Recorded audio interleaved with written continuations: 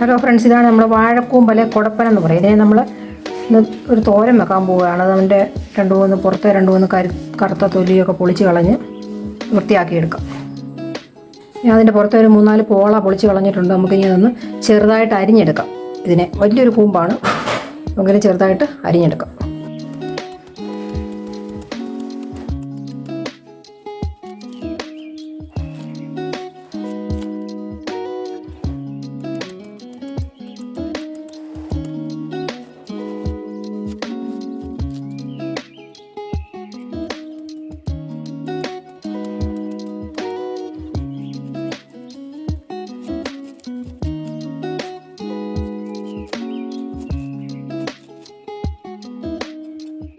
കൂമ്പ് തോരന് വേണ്ടി ഒരു സവാള അരിഞ്ഞു വെച്ചിട്ടുണ്ട്, 3-4 വെളുത്തുള്ളി അരിഞ്ഞു വെച്ചിട്ടുണ്ട്, കുറച്ച് കറിവേപ്പില, ഒരു പച്ചമുളക് അരിഞ്ഞു വെച്ചിട്ടുണ്ട്, ഒരു മുറി തേങ്ങായും തിരുമ്മി വെച്ചിട്ടുണ്ട്. നമുക്കിനി ഇത് മിക്സിയിലൊന്ന് ചതച്ചെടുക്കാം.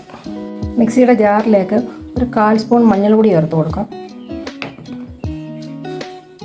ഒരു 1/4 സ്പൂൺ ജീരകം ചേർത്ത് കൊടുക്കാം. ഇത് ചതച്ചുകൊണ്ട് വരാം. പാൻ അടുപ്പത്ത് വെച്ചിട്ടുണ്ട്, നമുക്ക് വെളിച്ചെണ്ണ ഒഴിച്ച് കൊടുക്കാം.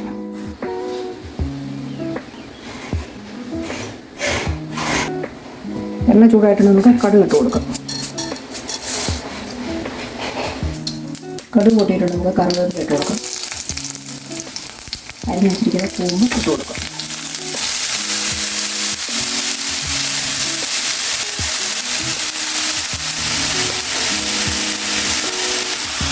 അതിലേക്ക് നമുക്ക് ചതച്ച് വെച്ചിരിക്കുന്ന അരപ്പിട്ട് കൊടുക്കാം.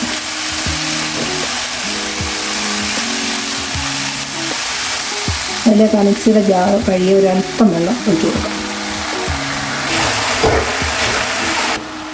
1 സ്പൂൺ ഉപ്പ് ഇട്ട് കൊടുക്കാം.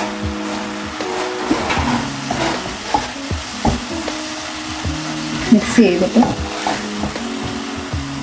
നമുക്ക് അടച്ചു വെക്കാം. തുറന്ന് നോക്കാം.